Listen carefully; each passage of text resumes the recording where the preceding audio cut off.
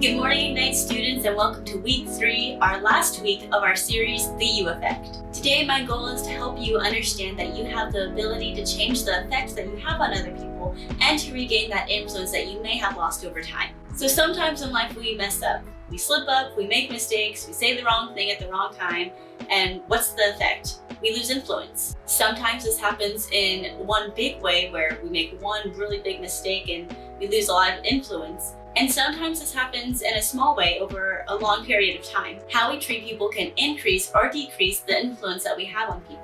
Over time, if we treat people badly, then they stop trusting us and they stop wanting to be around us. Therefore, we lose the positive effects that we had on them. Before we've realized it, our relationships have changed and we may feel like we can't get back what we once had lost. If that's you, you aren't the first to feel this way. The Bible is full of stories and people who had once had a positive influence, lost it, and then thought that they couldn't ever get it back again. This week, we're going to take a look at a woman whose influence had nearly hit rock bottom. In her culture, women had less influence than men. And in this case, she had made some pretty bad decisions that made her lose the little influence that she did have.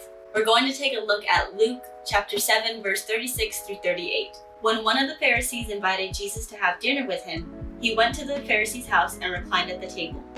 A woman in that town who lived a sinful life learned that Jesus was eating at the Pharisee's house. So she came there with an alabaster jar of perfume.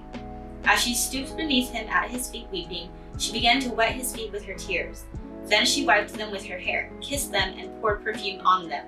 So reading over this, it may sound strange, but it wasn't unusual to wash your feet when you would go to someone's house. What was unusual about this instance was that the woman wasn't using water, but a jar of perfume to wash Jesus' feet. This shows us that it was more than just having clean feet. It was an act of worship, and the Pharisees had something to say about it. When the Pharisees who had invited him saw this, he said to himself, "If this man were a prophet, he would know who is touching him and what kind of woman she is, that she is a sinner."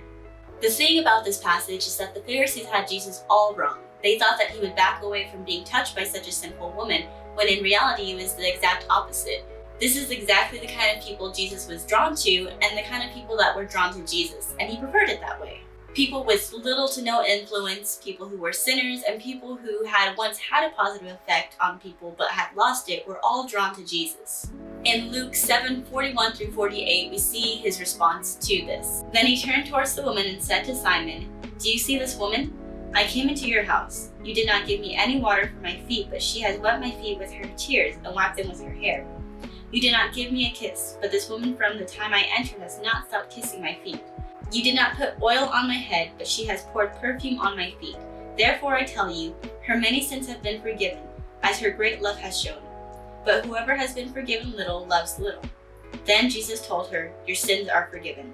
When Jesus looked at her, he saw something completely different. He saw potential, he saw purpose, and he saw a positive effect for her life. This shows us that no matter what people may think of you, what you may have done, or how bad of a person you may think you are, that Jesus still loves you. In fact, what's amazing is that after this encounter that Jesus had with this woman, she had more influence than she thought she could ever have.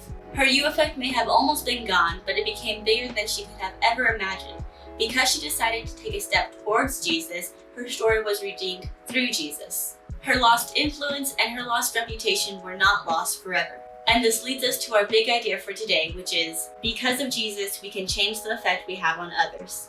Just like the woman in the story, we don't have to erase the potential for our positive effect. Jesus has always been about new starts and do-overs, and here are a couple steps that can take you into the right direction. The first step is we need to reflect. Ask yourself, what small steps or big decisions are leading me to have a negative effect on others? The next step is to confess. If there are choices that have led you to have a negative effect on others, talk to God about it and invite him into your mess. Just like the woman at the dinner, we can always approach Jesus no matter what others may say or think about it. He isn't surprised and he isn't angry, but in fact, he is very quick to forgive us and accept us just as we are. And he sees us exactly as we are, those made in his image with incredible potential. For this step, you may also want to talk to an adult about your past decisions as well. And that's why your leaders show up every week. We want to create a safe space for you to say anything and to help guide you on what your next step may be. Rebuilding trust with others takes time and some intentionality, so your leaders are here to help walk you through any of that. And the last step is to identify. Identify a specific step you can take to rebuild trust with others. Maybe it's apologizing to someone you may have mistreated or lied to. Maybe it's changing the way you speak to people in general. Or maybe it's asking someone to help keep you accountable to the positive decisions that you've made to change. So to wrap it all up, because of Jesus, we can change the influence that we have on others, and lost influence doesn't have to be lost forever. The truth is, all of us mess up sometimes, and we take our positive you effect and bring it to a negative you effect. But Jesus makes it so clear. No one in the room gets to say that the story's over except for him. And when we take a step towards Jesus, he invites us to get up instead of give up, and helps us to change the effect that we have one step at a time.